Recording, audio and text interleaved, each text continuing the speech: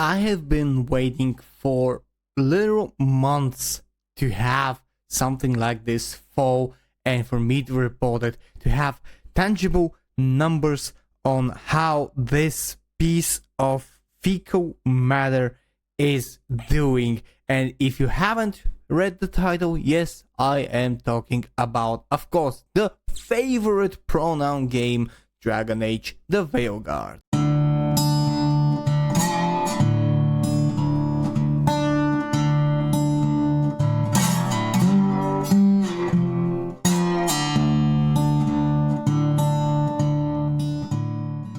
Good evening, ladies and gents. My name is Hiezu, the bearded Balkan blabbermouth, and I am DiscussThing. And today we are going to once again finally talk about a very huge update on Dragon Age: The Veilguard's numbers and how it's doing on the sales and on the player base after 6 whole months.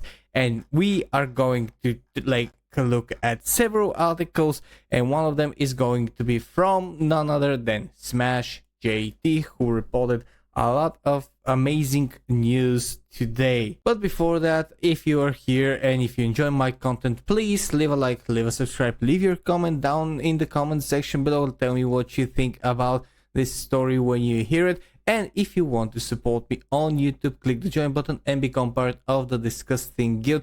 I appreciate everything that you do, and I appreciate you if you even just enjoy watching my show. Thank you very much. And now back to the article. The article headline states, Dragon Age: The Veilguard flops hard again on PS Plus. As you know, we didn't have concise numbers for a long time because it was closely guarded information. Nobody wanted to admit that this game is an absolute flop. Ever since September of last year, people have been saying that this game is either going to be underperforming or flopping very hard. The latter seems to have happened. But let's get into the article. 6 months after the disastrous launch, and let's be honest, that's putting it lightly. Yes, it is putting it nicely because it was an absolutely abhorrent launch, and I'm just going to deviate just a little bit to the Steam charts, which are live. We have 1,800 players in the 24-hour peak, 1,100 players right now. So basically what we're seeing here after 6 months is this is the core audience that this game speaks to, or this one. You can choose each one of these numbers, but these are the people. A bit less than 2,000 people is what this game was made about. 2,000 players for a game that costs around $200 million. This is their modern audience. No more, no one more. Everything else up to the point of 89,000 people who are either reviewing the game, curious, who are normies, who didn't know what they're getting themselves into, or just self-punishment people who would want to make videos and make streams and make the commitment for their audience. That's it. 2,000 people, give it or less 100, is their audience. That's basically the modern gaming people, and those numbers are even a bit inflated in my opinion. But let's continue. Dragon Age: The Veilguard has proven once again to the world that nobody cares about it. Exactly. In a last-ditch effort to salvage its reputation, EA had tossed the game onto PlayStation Plus in March of 2025, just a few short months after release, in hopes that maybe, just maybe, players would give it a shot if it was free. So if it was free, what kind of a profit are you making? You're not making any profit. So if they wanted people to take a shot at it while it was free, they could have done that in the first place and just not bother. But no, they were expecting that more people would buy it, and now they're just scrambling for scraps and for any breadcrumbs that they can manage to get, so they cannot be so absolutely destroyed by the numbers. The result? A resounding and extremely laughable no thanks. According to data from True Trophies, which analyzes over 3.4 million active PSN accounts, the Veilguard didn't even crack the top 10 most played games on PlayStation, even after being a free game to play for PS Plus members. And we see a top 15 charts on first place we have Fortnite, followed by Call of Duty HQ, Grand Theft Auto 5, Marvel Rivals, EA Sports FC 25, Roblox, Monster Hunter Wars, NBA 2K25, Rocket League, Minecraft, Tom Clancy's Rainbow Six Siege, Apex Legends, EA Sports, Call 25, Teenage Mutant Ninja Turtles, the Cowabunga Collection, and then Dragon Age, the Veilguard. A little bit of a clarification is given here. Chart compiled using gameplay data over 3.4 million active PlayStation accounts, not just True Trophies accounts. Chart information is copyright Game Trends, formerly Game Insights. Regarding this data, when an account opens the game, this is registered as a game being played. Accounts can only register a game once per week. Our data is good for suggesting general trends, and we represent this using percentages, not numbers. So, and Smash says it here. Yeah, you read that correctly. It's that insane. More people choose to replay decades-old NES game over Bioware's latest attempt at wokeness in keeping the Dragon Age franchise alive. And yeah, they would, because decades-old games are actually games. And they're actually good games. They're not propaganda material clad in a very, very loosely stitched and spat on gaming material just to promote your absolute deranged visions and ideology. A failure of epic pronoun portions. The writing was on the wall long before this latest humiliation.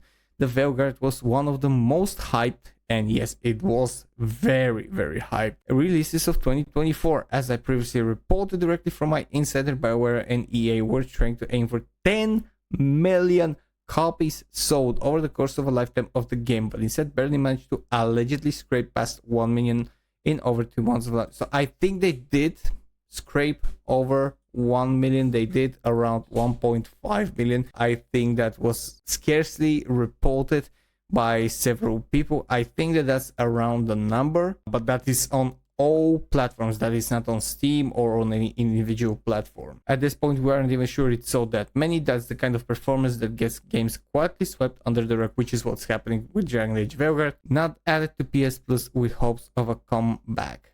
To make things even more embarrassing, EA already tried, because it was allegedly created as a live service game initially before they changed course. Hysterical in the context of the near infinite amount of non-live service games arriving these days that have been selling like hotcakes. So do it or not do it, live service would not have saved this game at all, because ultimately people were turned off because of the lack of any sort of creativity connected to this game. Having pronouns, having your identity explored in a fantasy game like that is not something that people want to play, especially people who are there to either kill monsters, perform epic magical feats, go on quests, have good conversations, and potentially score some beautiful women like Bioware used to do with their previous games. They don't want anything more than that, and that's why you fail. But I want to move to another website which has an information from now updated, apparently February 18th, article from Spilled. Is Dragon Age the Veilguard one of the biggest gaming flops of the year? Spoiler alert, it is. And the game talks about a lot of the game's features, a lot of what's been going on with the history of the game, and then it goes to estimating the sales numbers. So we have done that before here with Gamealytics. I have opened this here as well. We see the Gamealytics score that currently the copies sold are around in the high end 803,000 on Steam, earning around 42 million. That is the top number, and we are going with top numbers here because we want to be generous and we want to give them any opportunity to turn this story around. So here we have the breaking down of the Veilguard's earnings, which again, they are estimates, but we are going to run by those estimates because they are officially reported.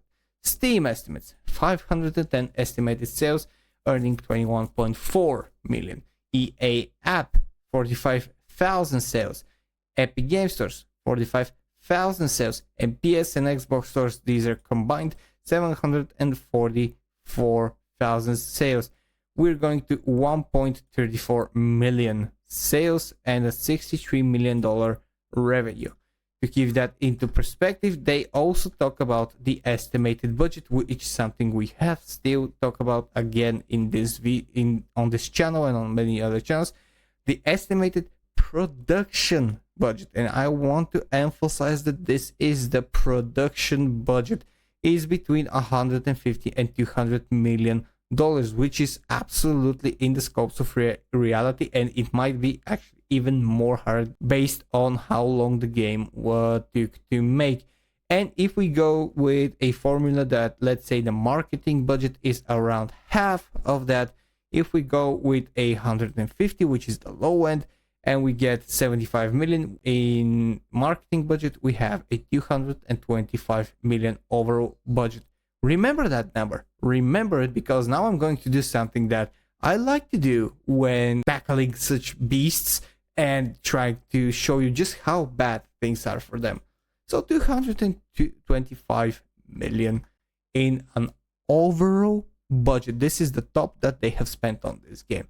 We have 63 million in estimated revenue. And for the sake of argument, just for the sake of the absolute argument, to not leave any gaps that someone might say, oh, but you're not calculating it right, I'm going to say this: double the fucking budget, triple it, make it 189 million in the revenue. There it is, 63 million times 3 is 189 million in profits. This is if you triple these numbers.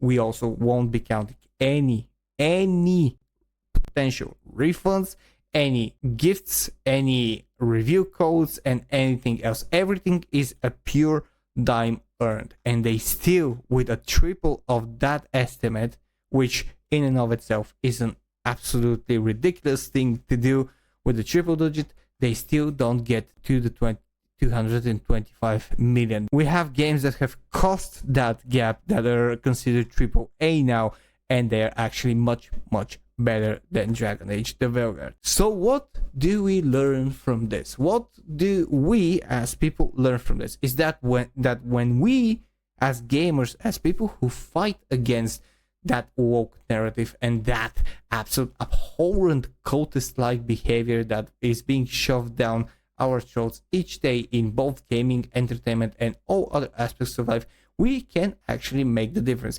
Imagine if people like Smash JT, like Hypnotic, like all the other channels, like Nerdrodic, like the bigger channels, haven't had the opportunity and the bravery and the sheer grind mentality to make their channels and to become big, to become a voice, to inspire people like me, people like other youth, to also start their channels and start speaking about this stuff and giving our opinion about things like Dragon Age the Veilguard and like other games. Imagine what would have been then. I will tell you. I can absolutely tell you in a prophet-like sense what it would have been. Dragon Age the Veilguard would have made at least triple their budget. People would have been disappointed a lot, would have played the game a lot, but they would not be satisfied and they would know that they have wasted their money. However, they would probably not be that brave enough to mount such a vocal resistance as they're doing now, because believe it or not, me and every other YouTuber out there, especially the ones that are much bigger than me, we're just people that we sit behind the camera and talk and say our opinions, and people listen. A lot of people listen, not to me, but to other YouTubers. They listen a lot. I also listen to those YouTubers because they are speaking with a lot of integrity, and that's what I'm trying to be.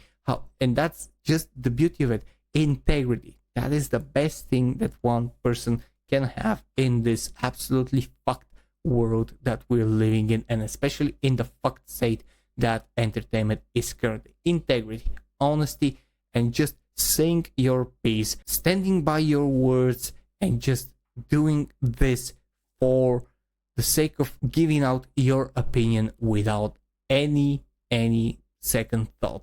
That's what I'm doing. That's what a lot of other people are doing, and that's why people have started watching videos like this, and that's how it's going to be further along down the road. Integrity is going to win in the long run each and every possible time. There's nothing the woke people can do, There's nothing the woke right extremists can do. There's nothing any cloud chaser, any money grubbing piece of absolute fecal matter can do about it, because integrity stands above all other things in life, and especially in gaming. And this is what we fight for. And the fight, my dear friends, the fight is good. Thank you very much for watching this video. If you enjoyed watching it until now, press the like, press the subscribe button, press the join button. Join me on the DiscussThing Guild and support my road to becoming a full-time content creator. And if you enjoy helping homeless animals and animals in shelters, press the Patreon link down in the description below and become a member there. 100% of the proceeds always go to helping homeless animals and animals in shelters with food, with housing, with care, veterinary care, anything that we can do to help on a local and sometimes international level. Thank you very much for watching. My name is Hielzu. This was DiscussThing, and I'll see you guys in the next video. Cheers and stay fresh.